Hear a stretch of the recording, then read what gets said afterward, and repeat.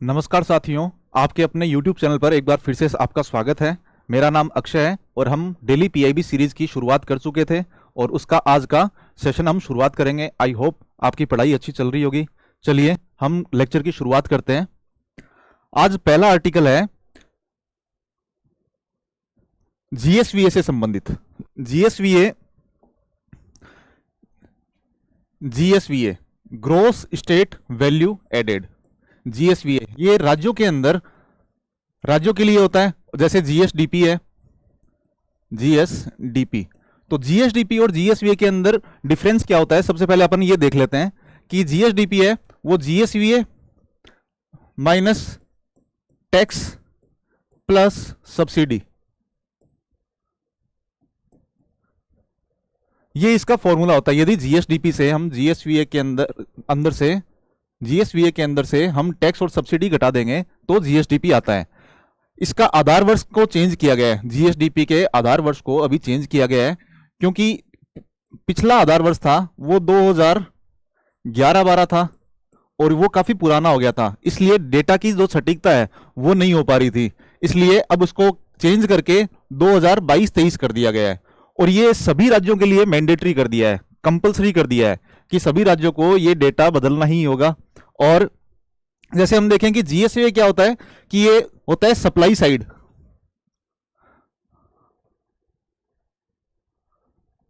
ये supply side होता है, जैसे कोई मैन्युफैक्चरर है या फिर सेवा प्रदाता है तो उनके जो आंकड़े हैं वो जीएसवीए के अंदर काउंट होते हैं। और जीएसडीपी है ये उपभोक्ता साइड को दर्शाता है कि उपभोक्ता के साइड के जो आंकड़े हैं उसको दर्शाता है। ठीक है, तो ये इनके अंदर मेन डिफरेंस होता है। जैसे अपन इंडिया के बारे में बात करें, इंडिया के अंदर जीवी होता है और जीडीपी होता है, उसी तरीके से हर एक स्टेट जीएसडीपी और जीएसवीए के आंकड़े निकालता है अपने इकोनॉमिक सर्वे के अंदर, और उन्हीं के आधार पे आपको ये पता चलता है कि कोई राज्य किस तरीके से एक प्रगति कर रहा है, आर्थिक मामलों के अंदर कितना भागीदार है। तो फिर इसका उद्देश्य क्या है, जैसे ये देखते हैं कि आधुनिक डेटा स्रोतों का उपयोग करना और अर्थव्यवस्था की वर्तमान संरचनाओं का अधिक सटीक रूप से दर्शाना। जैसे आगे देखते हैं हम इसको प्रोफेसर रविंद्र चंद्र एच ढोलकिया ये हैं, इन्होंने इस पैनल की अध्यक्षता की थी, जो अभी डाटा चेंज किया गया है 2011-12 से 22-23 कर दिया गया है। उसके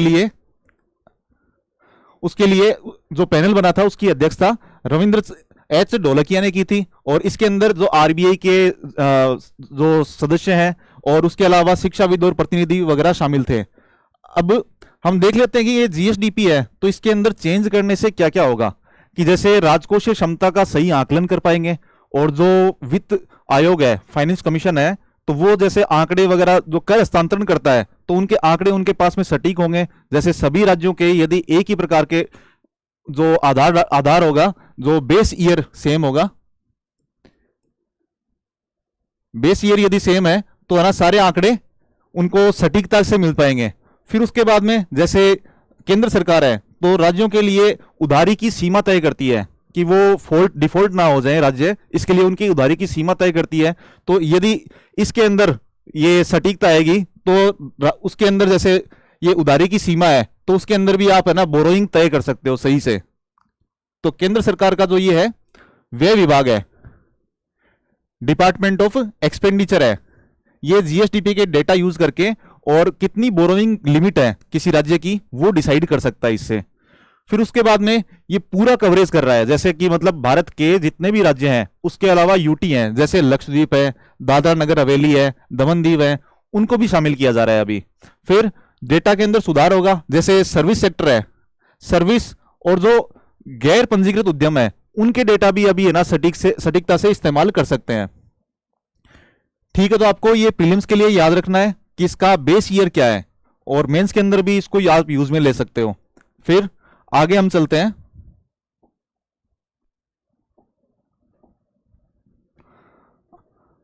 अगला हमारा टॉपिक है प्रधानमंत्री एम्प्लॉयमेंट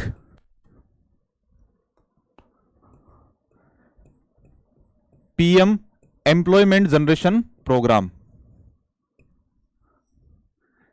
ये क्या है कि किसी भी एमएसएमई को, जो मध्यम उद्योग हैं, जो छोटे उद्योग हैं, सूक्ष्म उद्योग हैं, मध्यम भी नहीं है इसके अंदर, सिर्फ सूक्ष्म उद्योग शामिल होंगे, तो वो शहर में रूरल और अर्बन एरिया के अंदर एमएसएमई को बढ़ावा देने के लिए, उनकी क्षमता का विस्तार करने के लिए और जिससे वो रोजगार सृजन कर पाए, उसके लिए इसको शुरू किया गया था। और ये मंत्रालय कौन सा है, जैसे ऊपर लिखा हुआ होगा, ये कट हो गया शायद, एमएसएमई मंत्रालय है वैसे, और इधर भी लिखा हुआ है ये एमएसएमई मंत्रालय है। इसकी नोडल एजेंसी क्या है, ये जो पॉइंट नहीं है प्री के लिए काम के हैं कि ये मंत्रालय कौन सा है इस प्रोग्राम का। पीएम जो एम्प्लॉयमेंट जनरेशन प्रोग्राम है, हिंदी के अंदर इसको कहेंगे प्रधानमंत्री रोजगार सृजन कार्यक्रम। यहां पे नहीं लिखा हुआ है, रोजगार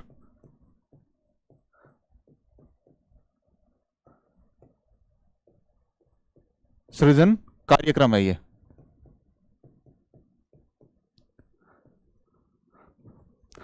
तो इसकी मिनिस्ट्री देख ली हमने, एमएसएमई है।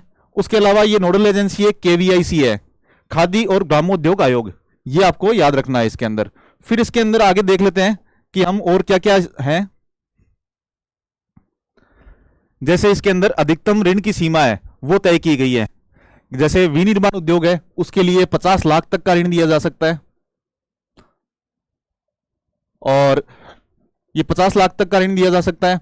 और सेवा क्षेत्र है उसके लिए 20 लाख तक का ऋण दिया जा सकता है। सब्सिडी की सीमा भी इसको इसमें बता रखी है कि जैसे शहरी है, सामान्य वर्ग होगा तो उसको 15%, और ग्रामीण है तो उसके लिए 25%। फिर विशेष वर्ग है जैसे SC ST है, OBC है, महिला है, तो उसके लिए भी अलग है कि जैसे शहरी है तो उसके लिए शहरी ये विशेष वर्ग होंगे तो उसके लिए 25% और ग्रामीण के लिए 35%। पात्रता इसके अंदर क्या है कि 8वीं पास होना चाहिए। यदि आपको, उसके लिए भी सीमा है कि 8वीं पास है तो ही आपको 10 लाख से ऊपर या फिर 5 लाख से ऊपर, मतलब विनिर्माण क्षेत्र है तो 10 लाख से ऊपर आपको ऋण दिया जा सकता है यदि आप 8वीं पास हो। और यदि 5 लाख से ऊपर आपको ऋण चाहिए, सेवा क्षेत्र के अंदर कोई स्टार्टअप शुरू कर रहे हो आप, तब आपको 5 लाख से ऊपर दिया जा सकता है, तभी दिया जा सकता है जब 8वीं पास हो और 18 ईयर का होना चाहिए। फिर इसका चयन कौन करेगा, जिला स्तरीय कार्यबल समिति होती है वो करती है, जिसको अपन कहते हैं DLTF, इंग्लिश में कहेंगे district level task force committee. ठीक है, फिर आगे चलते हैं हम। इसके कुछ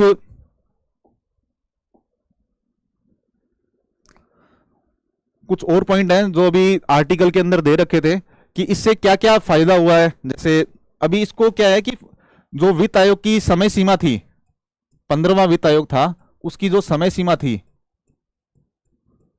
उस तक ही विस्तारित किया हुआ था इसको। तो उसके संबंधित डेटा है अभी कि इसने क्या क्या अच्छे मतलब सुधार किए हैं, कितना कितना इसने मतलब वुमन सशक्तिकरण है, महिला सशक्तिकरण है, उसके अंदर कितना पार्टिसिपेशन किया है। तो महिला सशक्तिकरण के अंदर 40% लाभार्थी महिलाएं हैं और कुल सब्सिडी का 45% महिला उद्यमियों को मिला है। ये मेंस के पॉइंट है, यदि आपको टैग करना है इसको, यदि ये पूछा जाता है मेंस के अंदर तब आप इसको कोट कर सकते हो।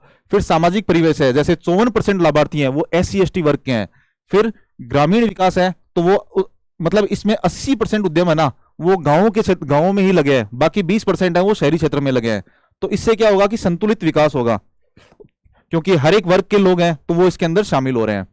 ठीक है, फिर उसके बाद में अगला टॉपिक हम देखते हैं।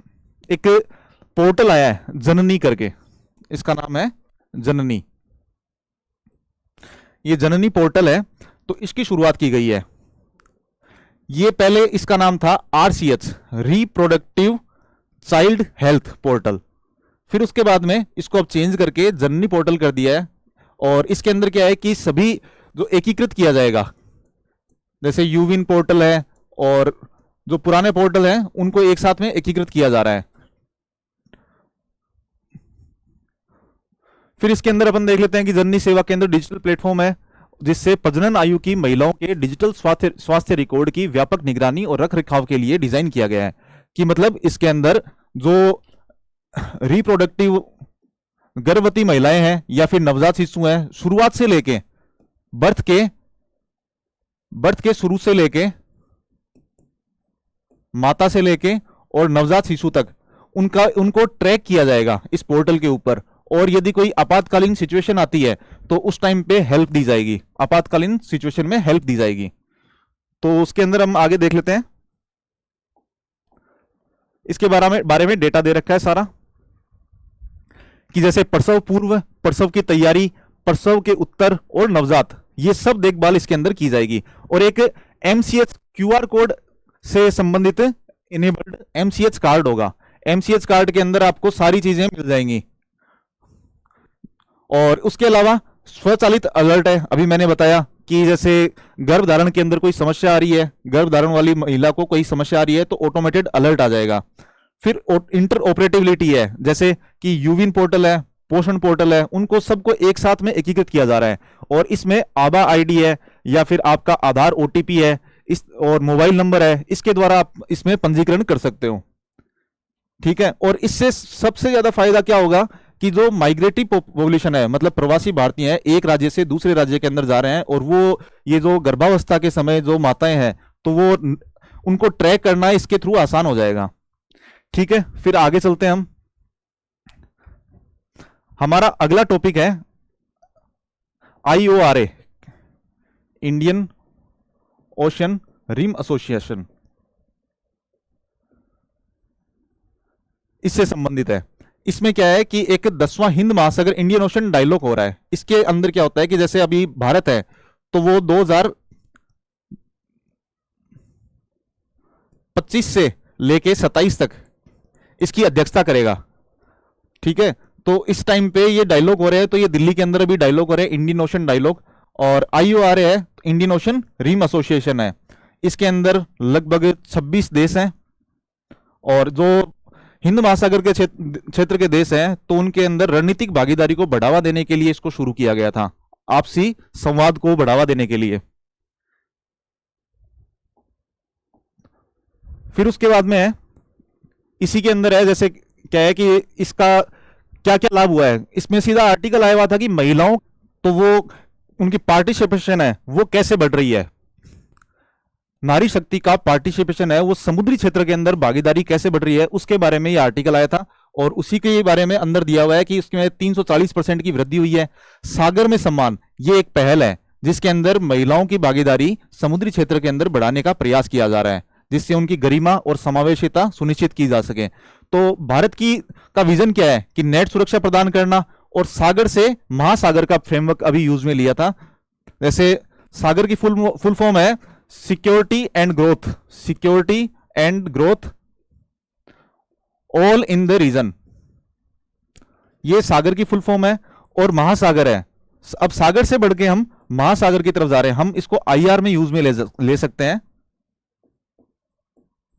Mutual and holistic advancement for growth and, ये बाकी सागर वाला ही है, ग्रोथ इन द रीजन, महासागर।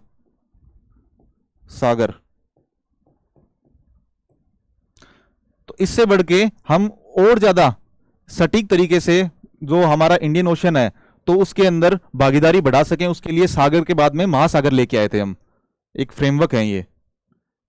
ठीक है। फिर आगे चलते हैं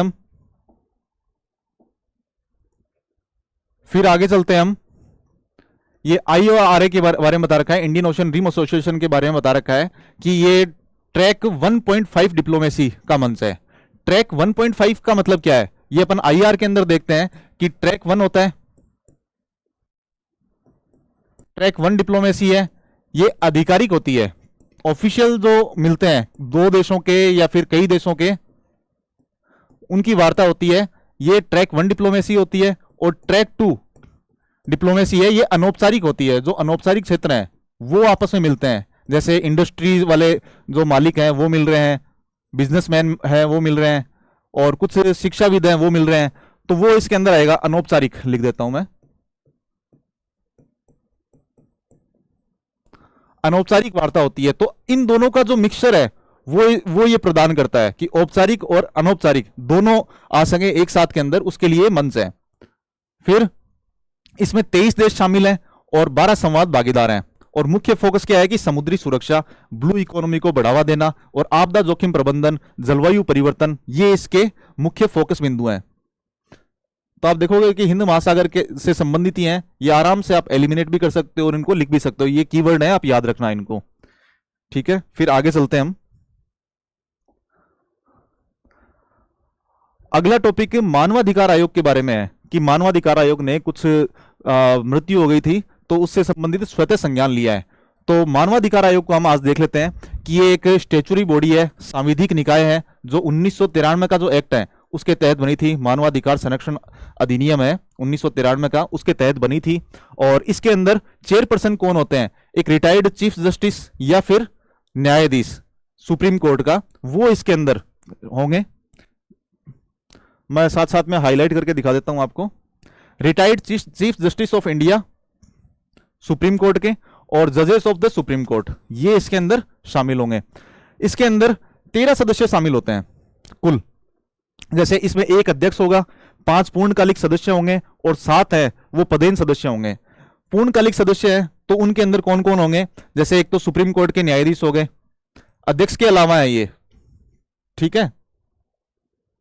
और फिर उसके बाद में एक सदस्य है वो उच्च न्यायालय का मुख्य न्यायाधीश होंगे या रहे हुए हों, ये भी एक न्यायालय के न्यायाधीश या रहे हों, ये सुप्रीम कोर्ट के भी हैं या रहे हों, और ये उच्च न्यायालय के हैं ये भी रहे हों या फिर हैं अभी। और 3 सदस्य हैं वो जो व्यवहारिक ज्ञान हो यदि मानवाधिकार का, वो हो सकते हैं, और उनमें से एक महिला होना जरूरी है।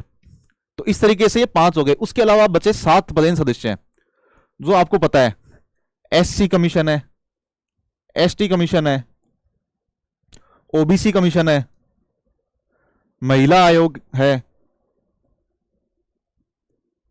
और दिव्यांग वाला है, दिव्यांगों के लिए एक कमीशन है, और वृद्धजनों के लिए है। इस तरीके से ये टोटल 6 हो गए, एक और है, तो 7 सदस्य पदेन सदस्य होते हैं। फिर आगे हम चलते हैं। मानवाधिकार आयोग वालों की नियुक्ति के लिए 6 सदस्यों की एक समिति होती है। 6 सदस्यों की समिति होती है जिसकी अध्यक्षता तो करते हैं प्राइम मिनिस्टर, और उसके अलावा 5 सदस्य और होते हैं। जैसे कि लोकसभा का स्पीकर हो गया, फिर डिप्टी चेयरमैन है राज्यसभा के स्पीकर नहीं होते इसके अंदर, ये ध्यान रखना।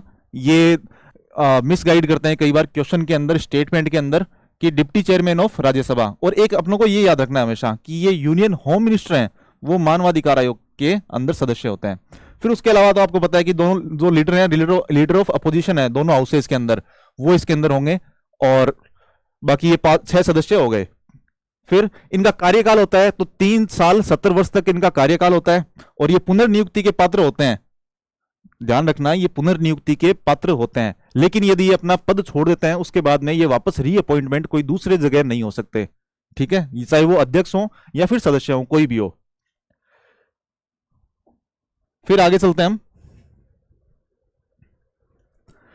इसके मुख्य उद्देश्य और कार्य क्या है? कि ये जैसे अधिकारों की रक्षा करना, फिर शिकायतों की जांच करना, जो मानवाधिकारों से संबंधित शिकायतें आ रही हैं उनसे संबंधित जांच करना, जेलों का निरीक्षण कर सकते हैं ये, और उसके बाद में जागरूकता फैलाते हैं कि मानवाधिकारों संबंधित कुछ जागरूकता होती है वो फैलाते हैं, अवेयरनेस फैलाते हैं। फिर उसके बाद में इसकी शक्तियां और सीमाएं क्या है? तो ये दीवानी न्यायालय की तरह काम करता है। दीवानी न्यायालय की इसके पास में शक्ति होती है, लेकिन ये खुद से कोई दंड देना उस तरीके से नहीं कर सकता ये। ठीक है, ये सिर्फ सिफारिशी प्रगति है।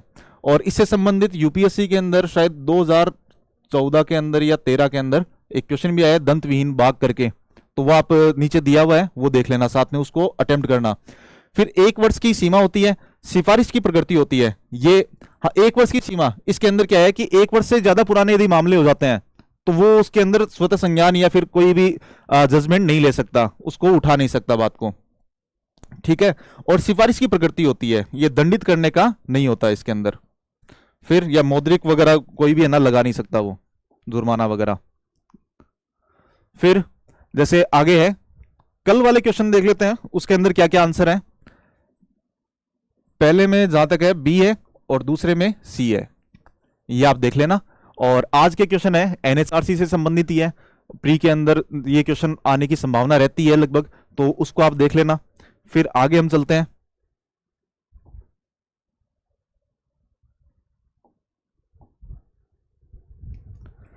अगला क्वेश्चन है,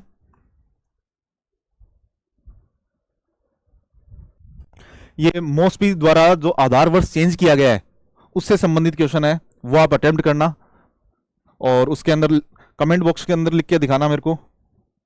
और फिर ये दो क्वेश्चन है, ये यूपीएससी के अंदर आया हुआ क्वेश्चन है, दंतविहीन भाग कहा जाता है, इस आलोक में एनएचआरसी की सीमाओं का विश्लेषण करना है आपको। और ये राजकोषीय संघवाद के अंदर किस तरीके से ये जो जीएसडीपी के अंदर चेंज किया गया है, तो उससे संबंधित मेंस का क्वेश्चन है, तो इसको आप लिखना।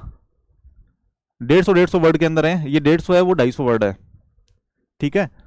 और हमारी ऐप है स्टडी विद डीजे, तो उसके अंदर आप विजिट कर सकते हो, वहां पे अलग अलग यूपीएससी से संबंधित कोर्सेज दे रखे हैं, तो वो ज्वाइन करना आप यदि चाहो तो आप विजिट कर सकते हो, ठीक है। इसी के साथ में आज का सेशन हम समाप्त करते हैं।